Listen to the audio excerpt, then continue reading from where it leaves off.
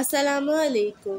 आज की वीडियो में हम डिस्कस करेंगे अपने एक्सपेंसेस कि व्हाट इज़ एक्सपेंसेस।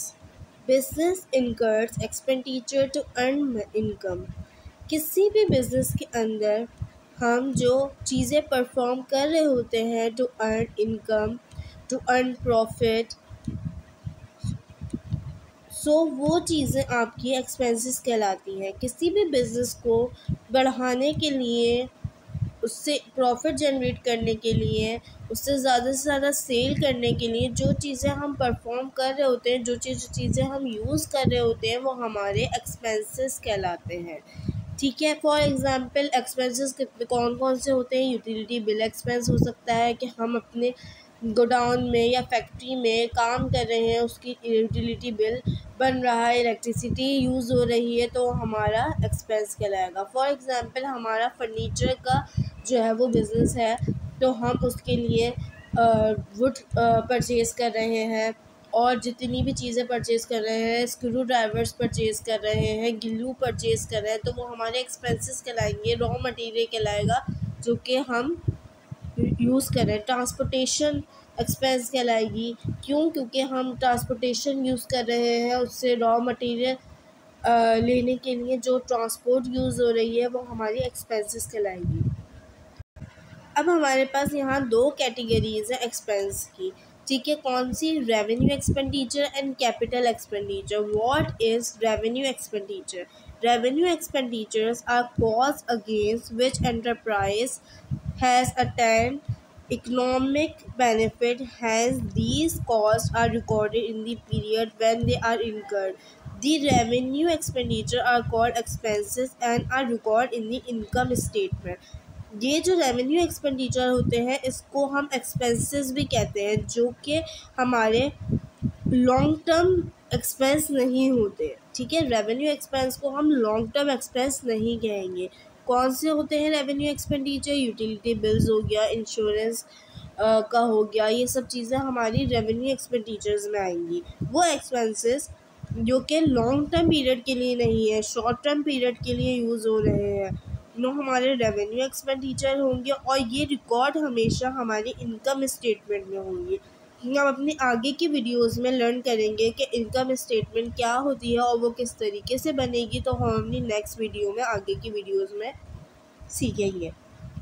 अभी के लिए हमें ये जानना ज़रूरी है कि ये रेवेन्यू एक्सपेंडिचर बेसिकली होता क्या है। तो रेवेन्यू एक्सपेंडिचर क्या होता है? जो कि कम अरसे के पीरियड के लिए यूज़ हो, वो कॉस्ट, वो चीज़ें जो कम से कम के अरसे के अंदर एक्सपेंसेस हों, वो हमारे एक्सपेंसेस रेवेन्यू एक्सपेंसेस कहलाते हैं। ठीक है। यूटिलिटी बिल्स आएगा, इसमें इंश्योरेंस आएगा और रिपेयरिंग एंड मेंटेनेंस का आएगा, रेंट एक्सपेंसेस आएंगे, ये सब हमारे रेवेन्यू एक्सपेंस कहलाएंगे। और कैपिटल एक्सपेंस क्या होता है हमारा? What is capital expenditure are cost against which future economic benefit will be attained gradually in future. Capital expenditure are called asset and are recorded in the balance sheet. Basically capital expenditure को हम asset भी कहते हैं। वो expense, वो expenditure जो हमें future में बेनिफिट दे।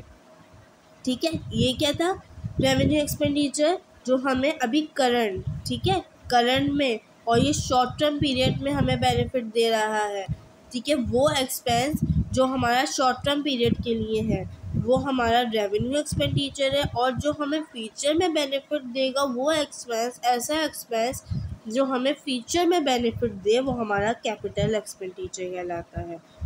ठीक है। अब हम अपने जो है वो एक्सपेंस की जो है वो एग्ज़ाम्पल देख सकते हैं। यहाँ पे हाउसिंग आ जाती है, इंश्योरेंस आ जाती है, ट्रांसपोर्टेशन का आ जाता है, मोबाइल कम्युनिकेशन आ जाता है। बहुत सारे बिज़नेस ऐसे होते हैं जिसमें मोबाइल की ज़रूरत है, इंटरनेट की सप्लाई की ज़रूरत है, एम्प्लॉयज़ को एंटरटेनमेंट देना है या फूड प्रोवाइड करना है, तो ये सारे हमारे एक्सपेंस आ जाते हैं। और अदर एक्सपेंसेस भी होते हैं जैसे कि सैलरीज एक्सपेंस, एम्प्लॉयज़ को सैलरी देनी है, रेंट एक्सपेंस जहाँ पे हम अपना काम कर रहे हैं, जो हमारी फैक्ट्री है उसका हमें रेंट देना है, डेप्रिसिएशन एक्सपेंस यानी कि जो हमने बिल्डिंग ख़रीदी है या हम उस पे काम कर रहे हैं वो वक्त के साथ साथ डेप्रिसिएट हो रही है उसकी कॉस्ट, तो वो एक्सपेंस हमारा यूटिलिटी बिल्स है, हमारे रिपेयर्स एंड मेंटेनेंस की चीज़ें आ जाती हैं। जैसे हमारी ट्रांसपोर्टेशन की बात कर लें हम, तो उसकी जो कार है उसमें जो है वो रिपेयरिंग की ज़रूरत पड़ रही है, या हमारे